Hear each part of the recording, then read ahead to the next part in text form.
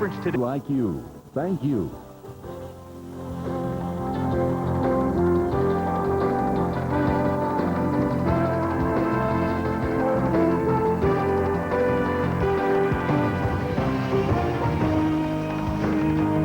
For more information about investing, you may order Nightly Business Report's home video, How Wall Street Works, by calling 1-800-535-5864.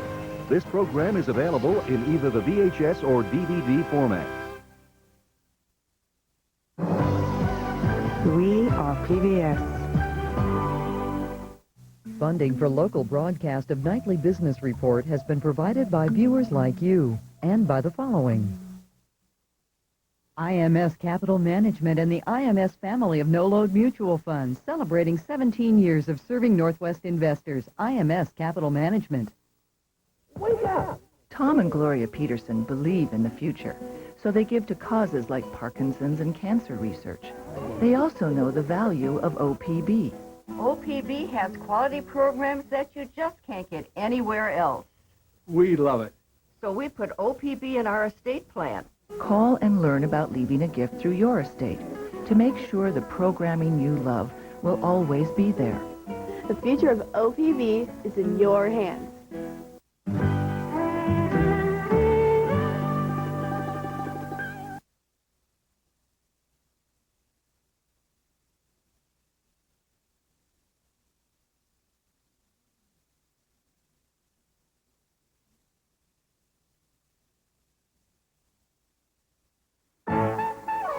Next time on a special edition of Antique Roadshow, it is back to the rockin' 50s, the psychedelic 60s, and the funky 70s. It's every 45 that was issued on Apple Records in unplayed condition. It was third place in a Roy Rogers contest that I had entered. It's one of the best casual stay signatures I've ever seen. Is that right? You're kidding. Get hip to tomorrow's Antique. Monday night at 8, here on OPB. From director Martin Scorsese. He's not busy being born, he's busy dying. Everything you thought you knew about Bob Dylan is about to change. Bob Dylan looks back to where it all began. No Direction Home. Bob Dylan, a Martin Scorsese picture. Monday night at 9, here on OPB.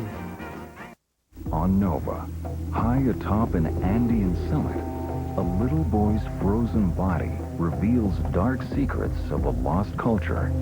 Diablos, mira. What mysteries lie frozen in heaven? Tuesday night at 8, here on OPB. You're watching member-supported OPB. Funding for local broadcast of the NewsHour with Jim Lehrer has been provided by viewers like you and by the following. KOPB's business programs are made possible in part by D.A. Davidson and Company, serving generations of investors and families since 1935. Schwabe, Williamson & Wyatt, a Pacific Northwest law firm with offices in Oregon and Washington. Legal advisors for the future of your business. The Oregon Forest Resources Institute, encouraging you to rediscover Oregon's forests. See for yourself how forest practices are changing.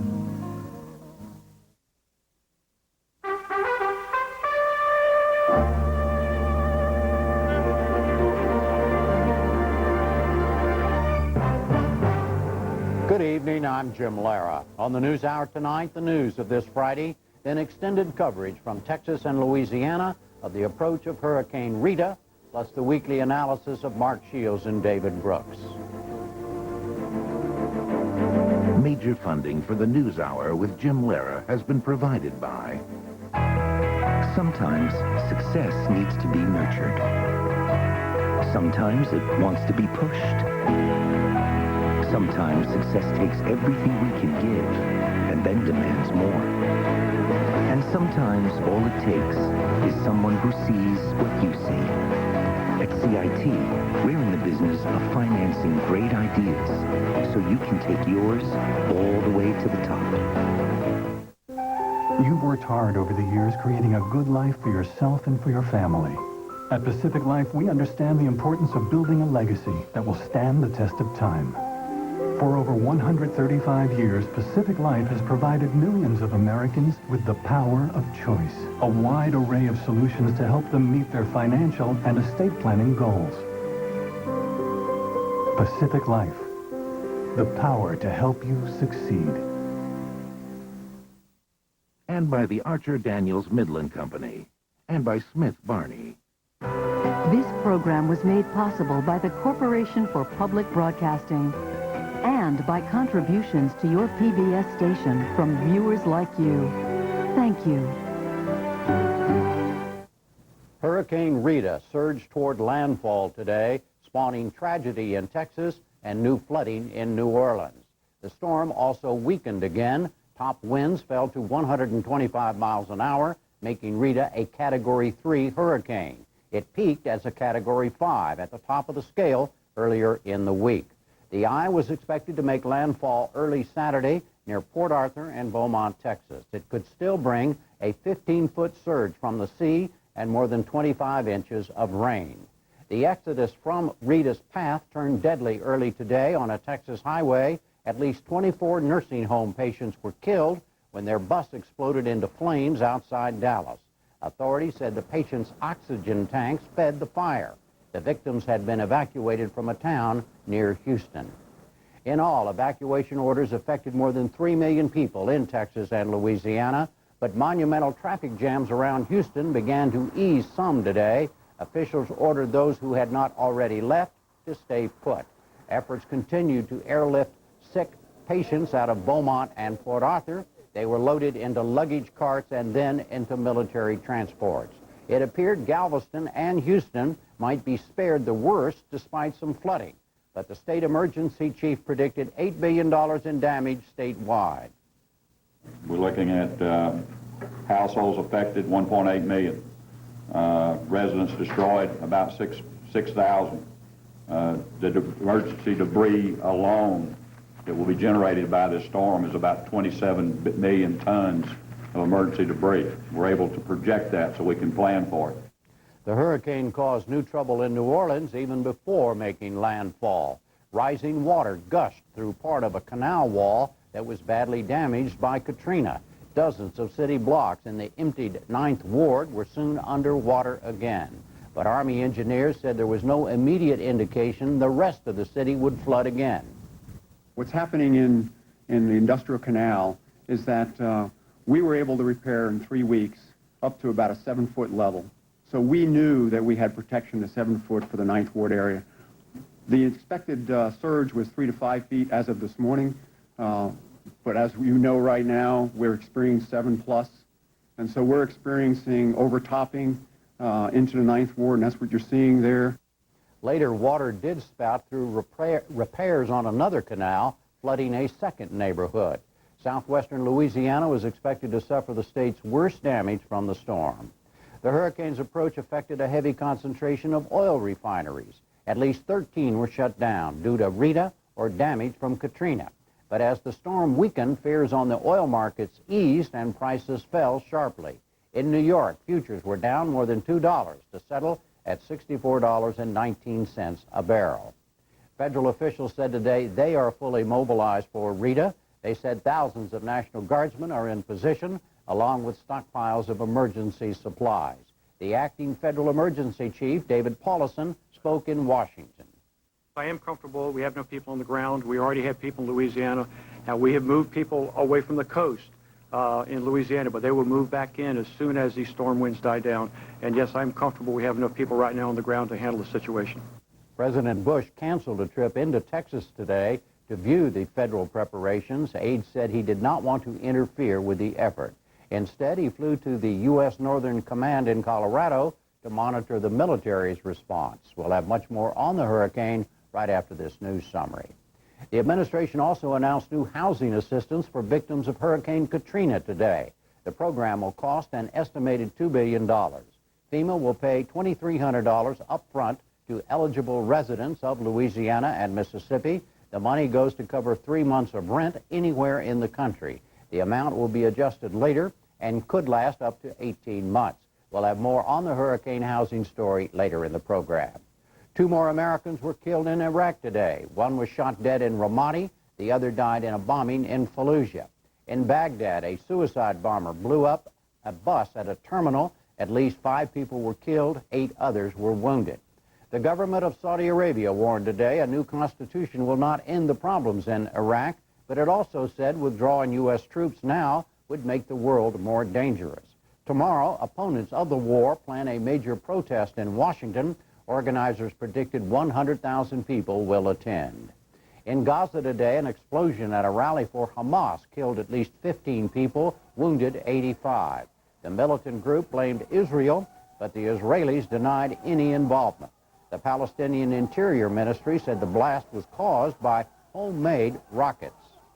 Federal prosecutors subpoenaed documents today on a stock sale by Senate Majority Leader Bill Frist. In June, Frist had a trustee sell his holdings in Hospital Corporation of America. Within weeks, the stock dropped sharply. A spokesman said Frist ordered the sale to avoid any conflict of interest. He's considering a run for president. Lester Crawford resigned today as Commissioner of the Food and Drug Administration. He cited his age, 67. Crawford served as acting commissioner before the Senate made him permanent just 2 months ago. During his tenure, the FDA was heavily criticized over painkiller safety and emergency contraception issues. On Wall Street today, the Dow Jones Industrial Average lost 2 points to close at 10,419. The NASDAQ rose 6 points to close at 2116. For the week, both the Dow and the NASDAQ fell 2%. That's it for the news summary tonight. Now it's on to the story tonight on Hurricane Rita and Shields and Brooks.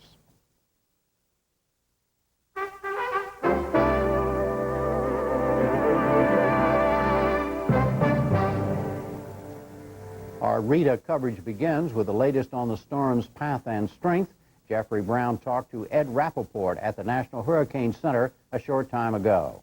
Mr. Rappaport, what can you tell us about Rita's path now and when it might hit land? Rita is now located less than 150 miles offshore. At least the center is about 150 miles offshore. It's moving to the northwest at 12 miles per hour. That means that in less than about 12 hours we'll be making landfall. With its center coming ashore on the upper Texas coast, southwestern Louisiana, we think the intensity will be Category 3. That makes it a major hurricane at landfall. I heard that a report that it had speeded up a bit and might hit earlier than you had expected. It speeded up a couple miles per hour, but we still think landfall will be near daybreak, perhaps an hour or two before that.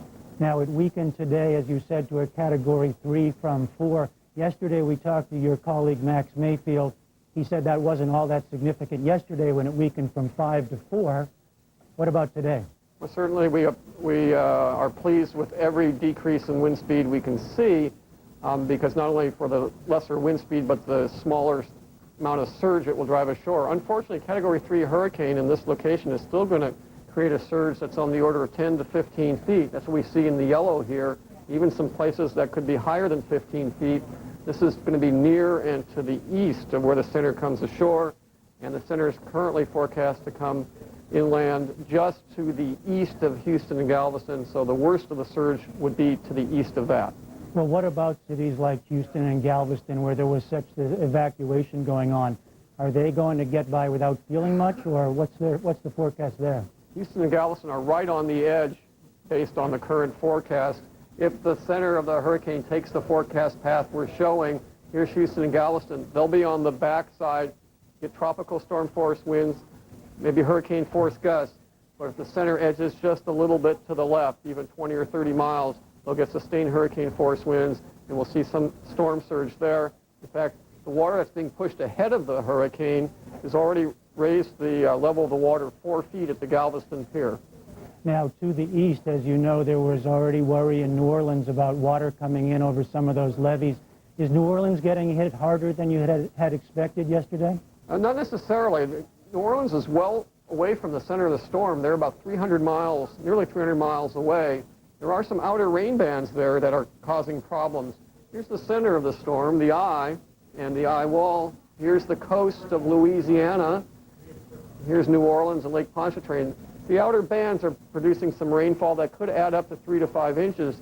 The bigger problem, perhaps, is the steady onshore east wind of near tropical storm force, which is driving the water towards the shoreline We expect the water levels to rise there to between 4 and 6 feet, probably reaching their maximum near high tide tonight about midnight. Now, yesterday there had been worry that once the storm does hit land, it could sit for a while. What's the situation look like today? That's still the forecast. After the hurricane makes landfall, we will see a track toward the northwest continue, but slow. And there could be some stalling late in the weekend, early next week, which will allow the hurricane to drop more rain in the same location, perhaps in excess of 25 inches. And if it does so, of course, we'll see a considerable flood. Okay, Ed Rappaport of the National Hurricane Center. Thanks a lot. Thank you.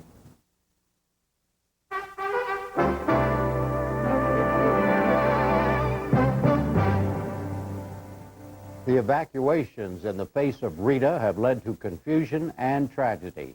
Karen Smith has the first of our reports. This was the scene on Interstate 45, just south of Dallas early this morning. Gridlock made even worse by a pre-dawn bus fire. The bus was engulfed in flames after multiple explosions just after 6 a.m. Central Time. 38 elderly evacuees and 6 workers from the Brighton Gardens Assisted Living Center in the small town of Bellaire, Texas, near Houston, were on board. The charred, burned-out shell of the bus sat in the middle of the road as a 20-mile traffic jam piled up and temporarily closed the highway. Preliminary evidence suggested that the blaze was caused by mechanical problems, compounded by exploding oxygen tanks. The mayor of Bel Air expressed her condolences. It's very unfortunate. You know, our thoughts and our prayers are with the family members as well as those residents. And we will just continue to do our best to work with Brighton Gardens and also to prepare for the storm. Later in the day, I-45 was reopened as travelers from Houston still tried to drive out of the path of Hurricane Rita. The National Transportation Safety Board immediately launched an investigation into the incident. Joining me now is Cynthia Vega, reporter for WFAA TV Channel 8 in Dallas. She was at the scene of the explosion today. Cynthia, welcome. Thank you for joining us. When did you get to the site, and what did you see? We got there right after the bus more or less had burst into flames. The fire was pretty much out by the time we got there, maybe 30 minutes after it had first exploded. By the time we got there, a number of the people that had been taken off the bus were already spread out on the side of the road. Emergency crews from all directions had come and were immediately performing all kinds of just stabilization type things. They were trying to treat these injured folks for burns, cuts, all kinds of things. As you know, they were senior citizens, many of them already sick, coming from a nursing home in the Houston area. And I understand there were others in the bus. It was very hard to get them out. Absolutely. We found out a little bit after we had arrived that, in fact, during the rescue effort that had gone on, motorists from other cars, local firefighters, a number of people actually in the process of pulling these people out. At the same time, there was a series of explosions that then happened, and we later found out that is believed to have been caused by some tanks of oxygen that caught fire and caused a series of explosions after another fire had already begun. So obviously they had to stop those efforts, and inside as many as 24 people, we are now being told, got trapped inside and did die. And is there any evidence now what that original fire was? The authorities say their preliminary investigation indicates that they're looking at the possibility that the brakes caught fire. You know, there was a lot of stop-and-go traffic. It was a virtual parking lot up that main evacuation route from Houston up to North Texas. And they're telling us that that's the initial cause that they believe to be. And then, as I mentioned, this series of explosions resulting from those oxygen tanks that then just made further rescue efforts impossible. There was nothing but a shell left of that bus. I don't know if you've seen it, but it was pretty gripping. The people there, these oxygen tanks were for their assistance, for the elderly that were among the evacuees? Yes, that's correct. There were a number of people that were having breathing issues on board, and we have now been told that a lot of these elderly citizens coming up from Houston had all kinds of ailments and illnesses, breathing issues just the least of it, and those oxygen tanks did belong to them. We're told that one of these survivors was actually 101 years old, so these were very elderly folks and very feeble at that. And is it correct that they had traveled all night? trying all to evacuate the hurricane area. Yes, we've now found out they were actually on board that bus for 16 hours, and this traveling through the dead of night, arriving there at I-45 at that point in southeastern Dallas County just at about 6 o'clock this morning, and that's when the trouble started. We're now hearing that one of the patients had told someone at the hospital when they were being treated there that the bus driver actually got out, smelled some smoke in the rear of the bus, and then after that, that's when a nearby motorist alerted them to the fact that the bus was already in flames. The bus driver was, in fact, one of the survivors who did help with the rescue effort. And the other survivors, and I know there were survivors, did they, how are they? They were taken to hospitals, were they? They were all transported, once stabilized, to area hospitals, and we don't know the conditions at this point, but many of them were taken to the burn units at local hospitals where they have been treated for multitude of injuries stemming from getting off that bus and the flames, obviously, that surrounded them, the least of which was smoke inhalation that they suffered from. And some of the emergency crews telling us that this was really quite something, just trying to get them out because they were just so much in shock. I mean, a lot of these people lost loved ones. It was husbands and wives that were on board, and you can imagine them just reeling from the shock of just trying to escape Rita, being on board this bus, getting off to flames around them, and then suddenly finding that their loved one, their husband or wives, were still on board and didn't make it out. It was unbelievable. It sounds horrific. Cynthia Vega, thank you very much for helping us understand what happened. Absolutely. More on the evacuation from Houston now. It comes from Elizabeth Brackett of WTTW Chicago. The streets of Houston are nearly empty today. Expressways throughout the city are moving freely. A far different picture from last night, when traffic was often at a complete standstill. Water! There you go, Peter. All right. Water bottles a welcome sight for the thousands of motorists who had spent hours and even days stuck in traffic jams that stretched for 50 to 100 miles. 30 groups of 5. Line up over there, find a group. How are we going to keep counting? By nightfall, Houston's mayor had issued a call for help. Within minutes, over 300 volunteers showed up at the local bus barn to load up cases of donated water and head for the clogged expressways. He told me to get up and move. So when I got up and moved, I came straight on down. Got a little lost at first, but I came on back.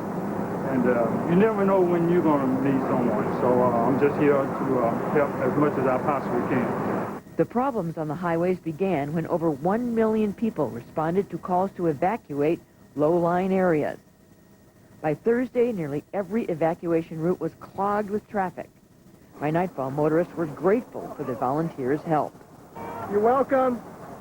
I'm just amazed at how many people there are out here. I'm amazed that I can stand in the middle of I-10 and just hand out hand out water in the middle of traffic. But it wasn't water that many of the stranded motorists needed. It was gas. Carmen Howard and her 3 kids had been on the road for 12 hours and had gone only 30 miles. But all that idling had left their gas tank nearly empty. Yeah, we don't know what to do, actually. We don't know if we should turn around, and if we turn around and get flooded out, I don't want to get stuck with them like that. But if we don't have any gas, we can't get any further anyway, and we don't want to get stuck out here on the highway either. The Vallejon family didn't know what to do either.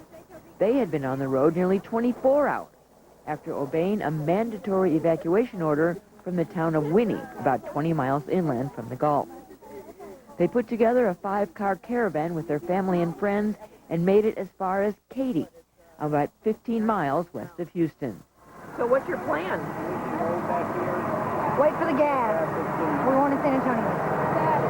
Did they say something maybe on the way? I called and she said that they have FEMA and TxDOT out on major evacuation routes, and she said that she can't tell me where they're at, but they'll be here as soon as they can. But for many, gas trucks never arrived, and the fear was stranded motorists would be left on the road when Hurricane Rita hit. Still, Houston's mayor defended the evacuation plan. For those people in the mandatory evacuation areas, we always said, get out early beginning on Tuesday, bring water, make sure you're fueled. Of course, there was a lot of people, for understandable reasons, With Katrina, the number of voluntary evacuations couldn't be predicted. It's better that there are people out there that have gotten out of harm's way than not. This is one of the most dangerous storms that we've confronted. Regional emergency officials had coordinated a large evacuation plan for nursing home residents and others who had no other way to get out of the area. Buses brought them to the George R. Brown Convention Center, which only Tuesday had been emptied of its last Katrina victims. Lottie Shepard and her 10-year-old daughter were Katrina victims who had just been given an apartment in South Houston and now had to be evacuated again. I'm doing terrible. You know, my daughter has been out of school for 3 weeks, and I'm just looking for some type of stability for her. You know, I haven't been able to put her in school. I was going to start her in school this week, but now we have to evacuate, and... Do you know where you're going to go next? I really don't. So you're getting on the bus, and? God only knows. The plan was to take most of these evacuees to George Bush Intercontinental Airport, where they would be airlifted to safety by FEMA. But that didn't sit well with Ray Harris, who had accompanied 2 busloads of patients from the nursing home where she worked. She thought they would be sheltered at the convention center and was upset to learn that they would be taken out of state. Could your people get on an airplane and be flown to another part of the country? No, they get lost for 2 or 3 weeks. You know, if they do that. So we're trying to keep them where they be together, where when the storm passes, we can bring them back to the nursing home. For those who stayed in Houston, the time was spent shopping for increasingly scarce supplies. In her second evacuation in less than a month, Tori Gray had tried to get out of town yesterday. At least when I evacuated from New Orleans, we were moving. They had systems in place for the contraflow, and we were 35, 45 miles an hour. We were at a dead stop, 159, and there's no gas, and so you have to kind of look at it and think of your own safety and think, I don't have much gas left in this truck. I have to make a decision. So, as Rita was downgraded to a Category 3 hurricane, those who opted to stay in this nearly deserted town hunkered down to wait for the hurricane's arrival.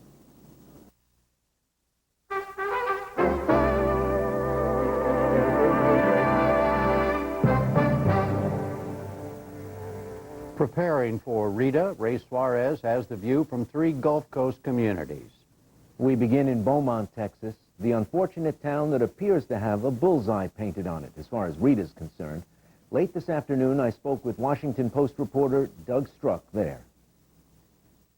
Well, Doug, I understand you've been patrolling the coastline between Beaumont and Port Arthur. What have you seen? For the most part, it's pretty much a deserted beat to patrol. Almost everyone has left the town. The authorities believe anybody who wanted to leave has gone. They spent all of Thursday night picking up people who made phone calls in and said they wanted transportation out. Thousands and thousands of people took the cars and headed out. So what you see right now is boarded up buildings, closed stores, a few, and I emphasize a few, police and fire and rescue personnel on the roads. And for the most part, it's pretty quiet. There are, however, a few people who have remained. They're stubborn. They don't want to leave. They think for whatever their own calculations that they're not going to be in danger, and they're still there. Is there any kind of preparations you can make for a storm this size once you get the word that you're going to be in the thick of it? Well, for the Beaumont authorities, they've made a very novel preparation. They've gone on board a ship, actually 2 ships. Seems rather counterintuitive, but there are 2 huge troop transports that are parked in the Beaumont shipping canal, and they've loaded police ambulances, fire trucks, and dump trucks, and all sorts of equipment, along with crews of both police and fire. And they're going to ride out the storm on these ships, which are heavy and built to withstand pounding seas. And as soon as the winds die down, the theory is they'll put down the ramp and they'll be good to go. They'll be out working. As for anyone else, it's pretty tenuous to try to hope that a wood frame or a tin roof is going to withstand this kind of wind. And then that's what a lot of the architecture is like on that stretch of the Texas Gulf? Well, there's a lot of poor areas here and a lot of fairly flimsy housing. Mobile homes are quite frequent down here, and so a lot of people are sort of counting on structures about an area that's south of Houston. Once people got a look at that legendary traffic jam, were they dissuaded from trying to get out, or were there just other routes that they could take? No, unfortunately, the traffic jam from Houston extended east to Beaumont, and the people from Beaumont, Orange County, Port Arthur area all sort of joined that yesterday into a giant gridlock going both east all the way to Baton Rouge and dozens and dozens of miles on the route north. But as of today, as of Friday, it was the highways were much more clear, and the authorities were saying, look, don't be dissuaded by what you saw on TV yesterday. If you have gas, the highways are moving, go. Some people didn't have gas. Some people can't buy the gas because they don't have credit cards. There are a few gas stations that have been abandoned, but they're still working if you have a credit card. But there are, unfortunately, poor people who just don't have transport out and are stuck and, for whatever reason, did not call the authorities to get that kind of help. Well, what's going to happen to you? Are you, in effect, going to try to ride out the storm in that part of Texas as well? Yeah, I'm hunkered down in a concrete motel with a whole bunch of utility energy workers who are waiting for the storm to pass, and then they'll get out fixing the utility lines. I trust that being with them, maybe we'll get electricity back sooner than anybody else, but I'll probably stay away from the windows. Doug Struck of the Washington Post. Be careful. Thank you. I will. Now we go to an evacuation center in Rose Pine, Louisiana, about 50 miles north of the Gulf of Mexico, near the Texas border, where a short time ago I spoke to Sheriff Sam Kraft. Sheriff, do you have worries locally about how Vernon Parish is going to handle this storm if it comes by your area? We're on the very western central part of the state, and the Weather Service says we can expect at minimum 50 to 70 mile an hour winds with possibly 10 to 15 to 20 inches of rain. We're pretty well, we have all of our people in place. We're working double, keeping our shifts over and working everybody. We're doubling up on our shifts. We should fare pretty well here. We expect to lose power in our parish. Everybody that has backup systems has those in place. So we expect to see some, some pretty adverse weather conditions here. Well, if the storm hangs around for a while before moving on, what are the kinds of things you have to worry about in your area? Well, mainly what we'll have to be concerned with is in our low-lying areas is, of course, some flooding situations. That's probably the biggest problem we'll have will be some, some roads that will be underwater. Possibly some homes that may receive some water damage from flooding. And then, of course, along with the winds that we probably expect to be some, down trees and down power lines. Can you get a tank of gas in Vernon Parish? I think right now, if you go to the right places, you can, yes. Probably over half of the locations are out of gas right now. Some of them, though, have been able to receive some gas today and still have gas at this time. Is this something that you are used to dealing with? Not the storms, but having an extra couple of thousand people on hand as you're getting ready for them?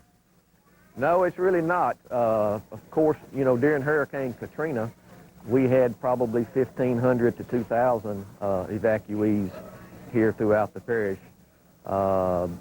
Several years ago, we opened up shelters for a storm. So it's not something that we're really accustomed to. But it's something we just have to adjust to and make it as comfortable as we can for the people that we receive. If the coastal areas are hit very badly, might they be with you for a long time? That is a possibility, yes. Some of them may not be able to return home, when the storm passes, and we'll just have to adjust to that and make the best of it. Sheriff Sam Kraft, thanks for being with us. Thank you, sir. Good luck, Sheriff. Hope things go well for you. And lastly to New Orleans, where Rita's bringing new trouble to an already devastated city. Cece Connolly of the Washington Post is there. I talked to her late this afternoon. Cece, it's still some time until Hurricane Rita is expected to make landfall. Why is part of New Orleans underwater again? Well, Ray, this was something that the city officials and the Army Corps of Engineers had feared, although most of them have been telling me today they didn't expect this sort of surge quite as early in this storm. Essentially, if you recall from Hurricane Katrina 3.5 weeks ago, you had several levees that were breached. The Army Corps came in, did some pretty significant repairs to those. They were hoping that they would hold. Initially, what happened today was you got a surge that was about 7.5, 8 feet. That came over the repaired section of that industrial canal levee. And then we also saw that there were a couple of places where it had actually burst through. And it's really just been incredibly heavy rain. And unfortunately, those repairs that were done, the materials were largely big rocks and then gravel on top. And what seems to be occurring is that the gravel has been washed away by today's really torrential rain. So that rising water level that you're talking about, that was in Lake Pontchartrain? Well, you have, it's actually the canals that are now spilling back over these temporary breaches into the portions of the city that probably your viewers have now heard an awful lot about, the upper 9th Ward, the lower 9th Ward. And I spoke with a General Caldwell today. He runs the 82nd Airborne Division. He tried to get into the lower 9th at about midday today with his Humvees. He said there was already about 3 feet of water, so he turned around those Humvees, and he said all indications are that that flooding is going to stretch all the way back down to St. Bernard Parish again. So you are looking at just an awful, awful repeat of what we had here with Katrina. Is this a part of the city that pretty much was empty and still damaged? Yes, and in fact, you know, if there is one fortunate aspect to the New Orleans version of Hurricane Rita, it's that there are very, very few people anywhere in this city, but certainly over on that 9th Ward area, the St. Bernard Parish, communities like Chalmette, which are now back underwater. All indications are that there's almost no living person over there. That's certainly a great thing, and it makes dealing with Rita a tiny bit easier here for New Orleans. But just imagine all that had been accomplished in the past week or 10 days, they're really being set back again, Ray. Well, there's an illustration of the kind of thing that can happen. The water starts rushing in again, but a storm is on its way. What have they decided to do? Are they actively trying to shore up those levees and pump water out, or are they going to wait till Rita passes? Well, they've got a number of pumps that are continuing to operate, although not nearly the same 147 that you normally have in New Orleans. In addition, Ray, I was out on the Florida Avenue Bridge a couple of hours ago. I encountered one of the maintenance men from the U.S. Army Corps of Engineers. He said they had spotted another smaller overflow near the New Orleans shipyard, another kind of small breach. They were hoping to get some equipment into that, probably via land, although there were indications that they were failing at that this afternoon. I haven't been back over there in the last couple of hours. With respect to some of these bigger breaks that we're seeing, General Caldwell said to me that you've really got to have the helicopters come back in, dropping those enormous sandbags. There's no way that can happen in this weather. He said he's got about 20 helicopters over at Fort Rucker in Alabama, and he's hoping to get those helicopters in maybe tomorrow afternoon, but obviously they can't fly in this kind of storm. Cece Connolly of the Washington Post, thanks for joining us. Thanks, Ray.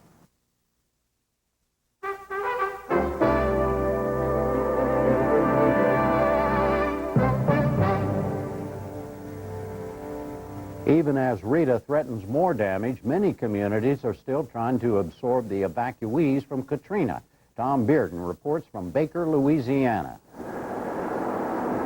Baker is a sleepy little community of 14,000 that shares a border with Baton Rouge about 80 miles northwest of New Orleans.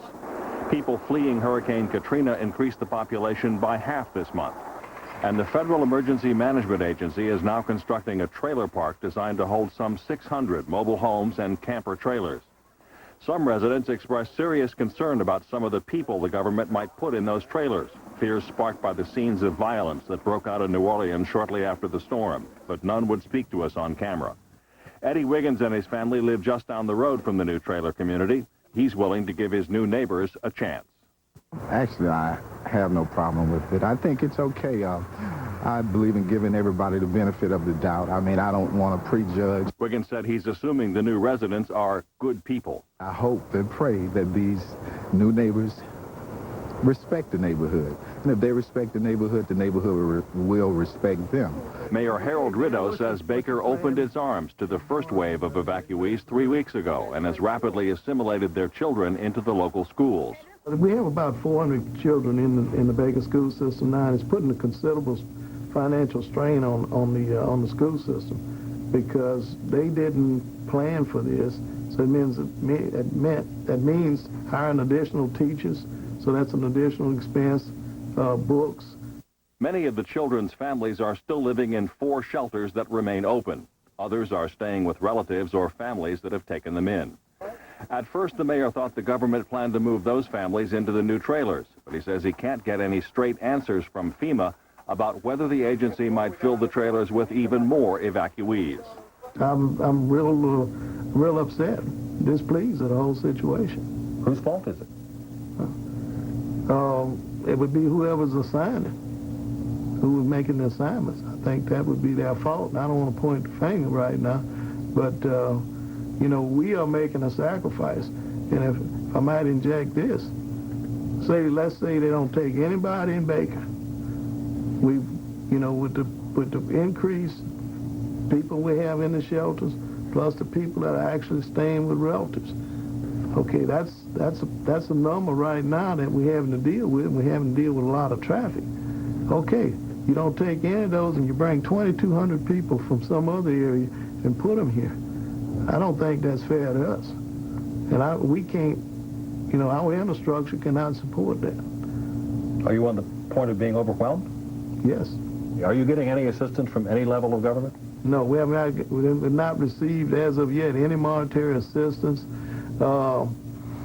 As far as support from staff, we've gotten very little support as far as for helping us through this situation. We can't say we're not going to do it. I mean, we have to reach out and try to help people. And we have some great people here in the shelter, and they're just hard-working, honest people.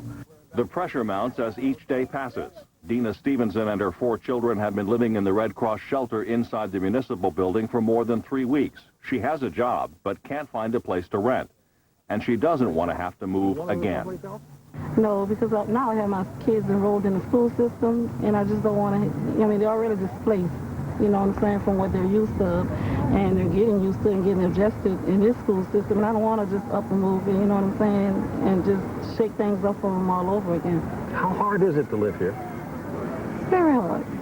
I mean, you used to living with 5, 6 people in the house, you know, a family of 4 kids and husband and a wife, and then you got maybe like over 150 people more that you're actually sharing your housing with. That's really rough. Stevenson says everybody in the shelter is eager to get a place of their own and have some privacy once again. On Thursday, FEMA officials told us they plan to start moving people into trailers over the weekend, but only about 30 trailers are in place now. And contractors who started construction here just 5 days ago are doubtful such a move-in is possible, especially with Hurricane Rita on the way.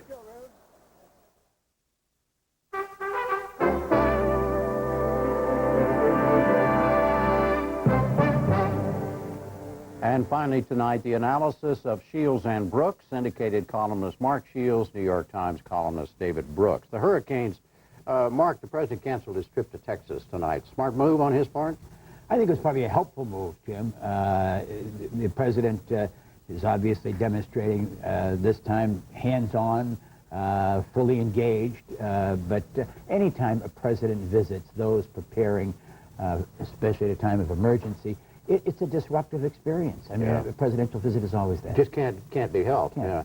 Is the president still in a kind of Katrina recovery mode of his own, David, do you think? He's in a deep trial, yes. Yeah. Absolutely. I think National Review magazine, just on the right, said President Bush has never been in so much trouble with conservatives in his history of his life. So yes, and let alone with the rest of the country. The exhaustion, the disillusionment, the worry about the cost. It's just still building overhead. Well, let's talk about the cost. You say the conservatives are upset. How upset are they, and what are they going to do about it? They're upset for a lot of reasons. Some of it is Katrina, anger just at the reaction. A lot of it is, again, Katrina is always the end of a long accumulation of events. And for conservatives on spending, you got a highway bill, which was ridiculous, a travesty of pork barrel spending. You had an ag bill. You had really 5 years in which George Bush has spent money at a faster clip than Lyndon Johnson. This is not what... Say that again. Domestic discretionary spending, non-defense spending, non-homeland security spending has increased... Non-Social Security, non-all of those things, right. Has increased under George W. Bush twice as fast as under Bill Clinton and faster than under Lyndon Baines Johnson. Conservatives didn't expect that in 2000. I guarantee you that. And a lot of it is, frankly, the Republican Congress's fault. If you look back, when we look back on this period, we're going to look at a Congress that came preaching limited government, but just has gone hog wild in spending, and a president who never disciplined the members of his own party to restrain themselves. So there's just a lot of built-up anger. And symbolically, I think for a lot of conservatives, there have to be what they call offsets, which are budget cuts to compensate for the cost of what Katrina, we're facing Rita, and what we're about to face. Right, Iraq or whatever. Right. What's your view of this, Mark? I've seen this movie before, Jim.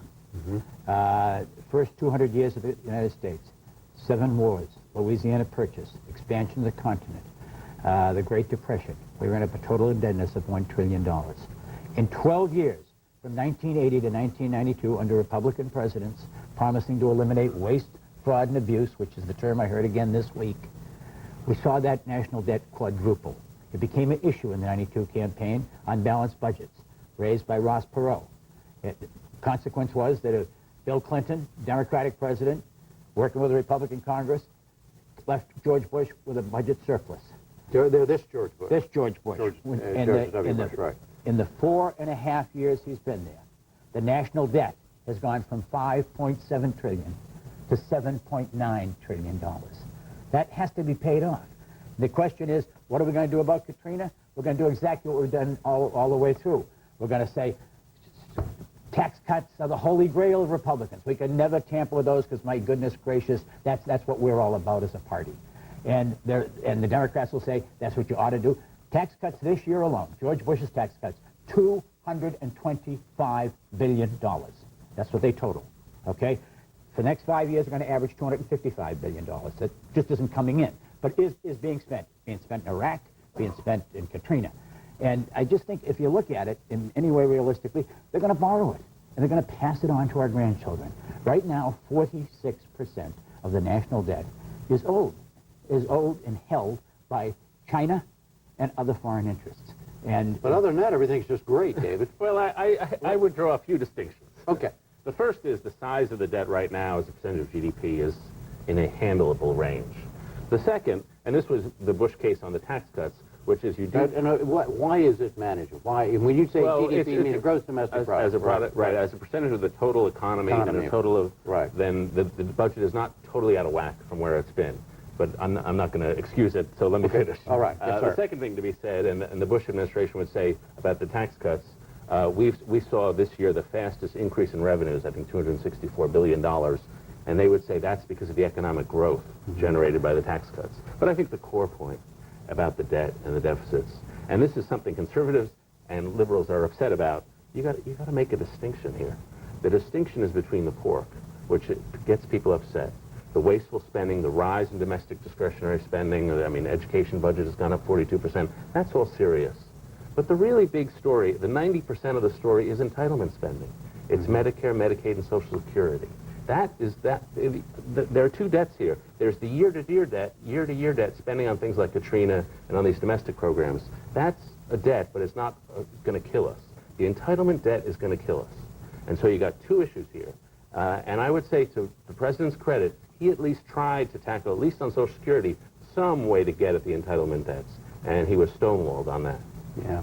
What do you say, Mark, and start with you, Mark, both of you, about the idea, whether it's an economic question or not, and the deficit and all that stuff, that overriding all of this is a failure of the government, the president, the Congress, and everybody else who's involved in just setting the priorities of the government of the United States. And then you fit then you fit how much money you have into the priorities, and that's the way it works. And we haven't done that. Well, and I think Jim, I think that's true. And I think the problem that George W. Bush has that his father didn't have is that this is total Republican control. I mean, you can't blame say, it on you anybody. can't say, gee, oh my goodness, those Democrats are making me do it. They're holding the gun. He's never lost a crucial vote on a spending. He's never vetoed a single spending bill. But I think, coming back to your question, I think it's a good one, and it's a valid one. We haven't. I mean, it's been Jim, a politics that's worked of no choices. You can have tax cuts. You said it a lot better than I did. That's what I was going to get. I mean, you have tax cuts and those, and we're going to have to do this. Jim, as I've said at this point where David must be tired of it, I mean, we've gone into this war with no sacrifice. There was no price to pay, no burden to bear. It was going to be the only sacrifice was going to be borne by the families of those who were in uniform and at war. And the rest of us let the good times roll. I would put it a little differently. I think Republicans officially have in their minds, we're the anti-government party. We came here to shrink government. So they say that out on the campaign trail. But when you're the majority party actually governing, it doesn't work. People want the problem solved. So instead of having a governing philosophy that would tell them, I'm going to spend it here but not there, they have a governing philosophy that is irrelevant to actually governing. So they take that anti-governing philosophy and they just toss it out the window, and when they get here, they just spend like sailors. And so what you have is a governing philosophy that doesn't apply to the real world, so they have no sense of priorities, no sense of what's important and what's not, no sense of restraint and where to direct their efforts. Well, that's the charge that's made of liberals all the time. It's true. Well, there are two things to be said. One thing to be said, because I can't think of the second. The thing to be said, and this has struck me throughout the whole period since Republicans took over, that being a majority party or a minority party matters a lot more than being a Republican or a Democrat. If you're a majority party, you try to use dollars to buy votes, regardless of what your official ideology is. But also, I know it's not fashionable to defend Bill Clinton. Bill Clinton came here, and it was a real issue put on the agenda by Ross Perot, and he did. You say, oh, gee, good times. Well, they were good times. One of the reasons there were good times, I mean, is that the budget was balanced, and he did do it, and they did turn over a surplus, and that was the surplus was the rationalization used for the tax cuts.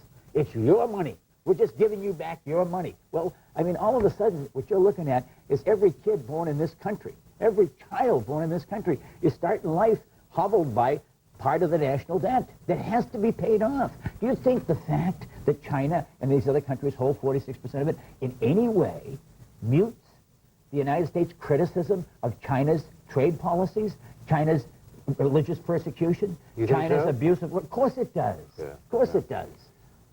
New subject. John Roberts. Vote in the Senate Judiciary Committee. 3 Democrats decided to support him, Leahy, Cole, and Feingold. What's the message there? Well, the message is that they're either brave or they're setting themselves up to oppose the next nominee.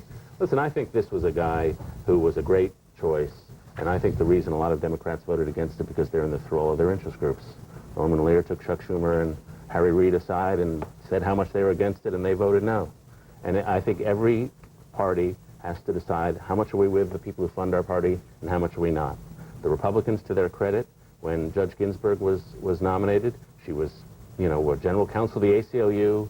She was definitely pro-choice, but she won confirmation 96-3 because the Republican senators decided, we don't like her, but we're not going to kowtow to our interest groups who are calling for her head. The Democrats didn't do that, and I think the reason they didn't do that, or at least some of them didn't do it, and I think the reason they didn't do it because their donor base has decided if they shout louder and fight harder somehow, that's going to be good for the party. I think it's just a mistake for party and an insult to the whole process. I think both the nation and the Democratic Party would have been better served if John Roberts were confirmed with 90-plus votes in the Senate. The nation, because it would have been an unpetty act in a sea of pettiness, and Washington's become a city of hateful pettiness. And the Democrats would have served themselves better, quite frankly. Why? How would they? Because they could have laid down the Roberts standard. The Roberts standard is, here's somebody who is obviously intellectually and temperamentally qualified, better than qualified, beyond qualified. He's somebody who has colleagues and friends from the other party who trust him and respect him and will testify for him. Not nominal, but real. I mean, real Democrats stood up and said, this is a good man. This is a man of integrity. This is a man who's not a captive of ideology. And to say to the president, okay, Mr. President, let's have another John Robertson up here. And to lay down that kind of a challenge. I just think, I think the Democrats blew it. I think David makes a good point about the interest groups. I mean, Harry Reid, the Democratic leader, came out against John Roberts. Okay, that's fine. I mean, Harry Reid, you could say, took some political risk. He comes from a red state, and he's Nevada, and he's also a pro-life Democrat. But he had met with the 40 groups of women and civil rights groups, and rather than saying, gee, that was a nervy and really courageous thing Harry Reid did, Kim Gandy, the president of the National Organization of Women, said, well, he got the message, didn't he? Which just confirms the worst and most negative perception of Democrats as little more than a confederation of interest groups that are responsive. And when the interest groups yell, jump, the Democrats say, how high? And I'm not saying Harry Reid did it, but that's the perception that's confirmed by a statement like that woman from the president of now. Who is President Bush going to nominate for Sandra Day O'Connor's position, David? Wish I knew. Just like a name. Just give me a name. A name? I'll write it down right now. Mark Shields, I think, is a possibility. What do you think this is going to cause the president to do? Anything? Well, I think the thinking beforehand was that if so many Democrats vote no, they'll think, oh, well, let's not even bother to win over those guys. But I asked somebody today who's in a position to know if what happened to Roberts is affecting what's the next pick, and that person said no effect. And then I said, well, who's it going to be? And it's a lot of good judges out there. Do you think Pat Leahy, who is the ranking member, Democratic member on the committee, by voting for Roberts, at least as an individual Democratic senator, has earned the right to say, Mr. President, I want the Roberts standard?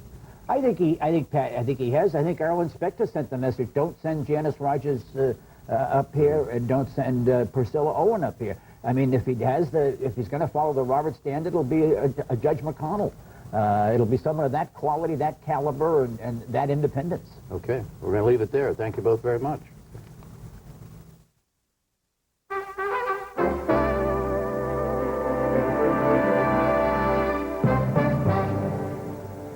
Again, the major developments on Hurricane Rita. The storm surged toward landfall near the Texas-Louisiana border, but its top winds fell to 125 miles an hour. At least 24 nursing home patients were killed near Dallas when their evacuation bus caught fire and burned. And in New Orleans, rising water poured through weak spots in canals and reflooded 2 neighborhoods. Washington Week can be seen on most PBS stations later this evening. We'll see you online and again here Monday evening. Have a nice weekend. I'm Jim Lara. Thank you and good night.